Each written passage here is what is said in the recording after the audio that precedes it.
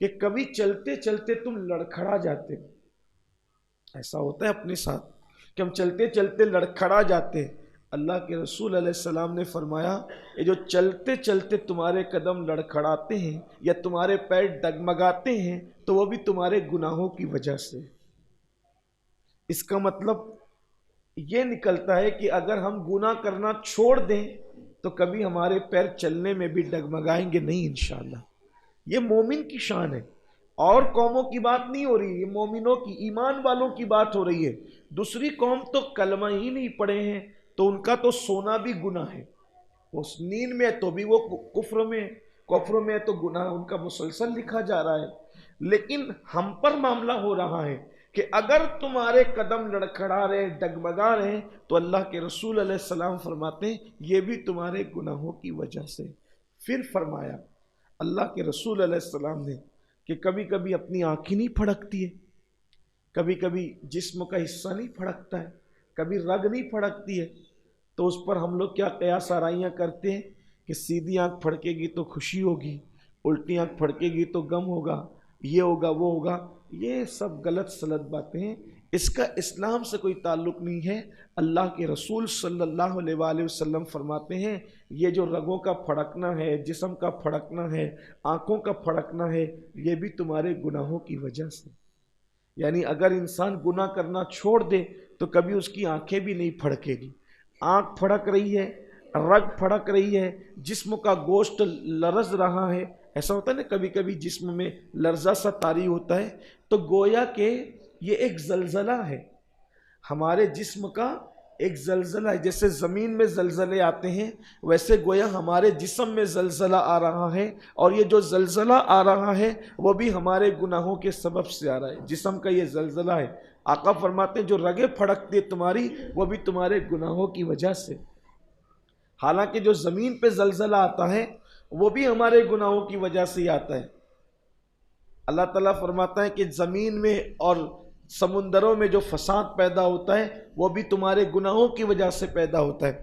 تو زلزلہ آنے کی وجہ حدیث پاک میں یہ ہے، 1450 سال پہلے حضور نے بتایا زلزلہ کیوں آتا ہے. اللہ کے رسول علیہ السلام کے فرمان کا مفہوم ہے کہ جیسے انسان کے جسم میں نسیں ہیں ویسے زمین کے اندر بھی نسیں ہیں، اور وہ ساری نسیں ایک فرشتے کے ہاتھ میں، پوری دنیا کی زمین کی نسیں ایک فرشتے کے ہاتھ میں دے دی گئی ہے. جب وہاں کے لوگ زیادہ گناہ کرتے ہیں اور اللہ جلال میں آتا ہے ان پہ ناراض ہوتا ہے اور فرماتا ہے کہ اس علاقے میں زلزلہ کر، تو وہ وہاں کی نس پکڑ کے، رگ پکڑ کے ہلکا سا جھٹکا دے دیتا ہے تو زمین میں زلزلہ آنے لگتا ہے. یہ بھی گناہوں کی وجہ سے.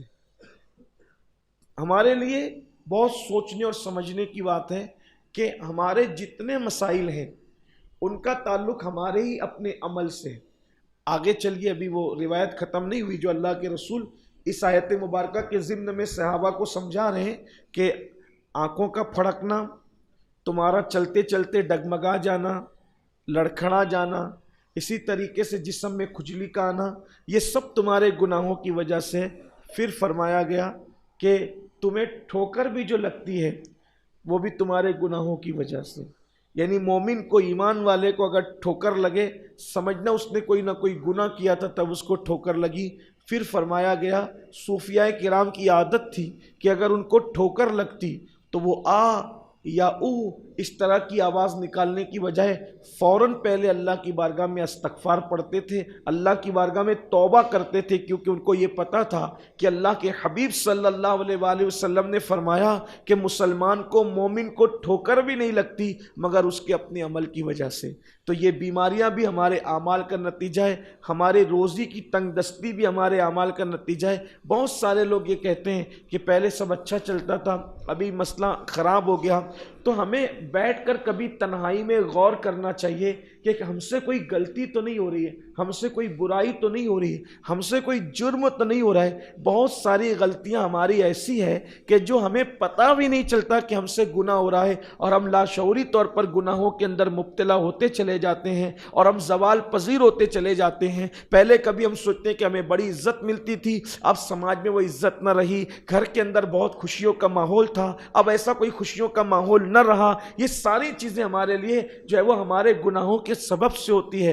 تو بندے کو چاہیے کہ ہر وقت وہ اللہ کی بارگاہ میں ڈرتے ہوئے توبہ کرتا رہے، استغفار کرتا رہے، اللہ کی بارگاہ میں گڑ گڑاتا رہے۔ یاد رکھیے جب ہم کسی مسئلے میں الجھتے ہیں تو ہم مسئلے میں الجھنے کے لیے پھر کیا کرتے ہیں؟ ہم آتے ہیں کسی پیر صاحب کے پاس، کسی عالم صاحب کے پاس، سید صاحب کے پاس، ماں باپ کے پاس، اس کے پاس اس کے پاس، سب سے کہتے ہیں کہ دعا کرو تاکہ ہمارے مسائل حل ہو۔ یقیناً دعا کروانا چاہیے، دعا سب سے کرانا چاہیے۔ سیدنا فاروق اعظم رضی اللہ تعالیٰ عنہ تو مدینہ منورہ کے چھوٹے چھوٹے بچوں سے کہتے تھے کہ میرے لیے دعا کر دو۔ دعا سب سے کرانا چاہیے، لیکن سب سے بڑی بات یہ ہے کہ لوگوں کی دعائیں ہمارے حق میں اسی وقت کام کرے گی جب اللہ ہم سے راضی ہوگا۔ جب وہ خود ہی ہم سے ناراض ہے تو پھر لوگوں کی دعائیں ہمارے حق میں کیسے اثر کرے گی، کیسے کام کرے گی؟ اس لیے ہمیں اللہ کی بارگاہ میں گڑ گڑانا پڑے گا، اپنے اعمال کی سے توبہ کرنا پڑے گا، گناہوں سے توبہ کرنا پڑے گا۔ تو اسی آیت کریمہ کے ضمن میں اب پھر آگے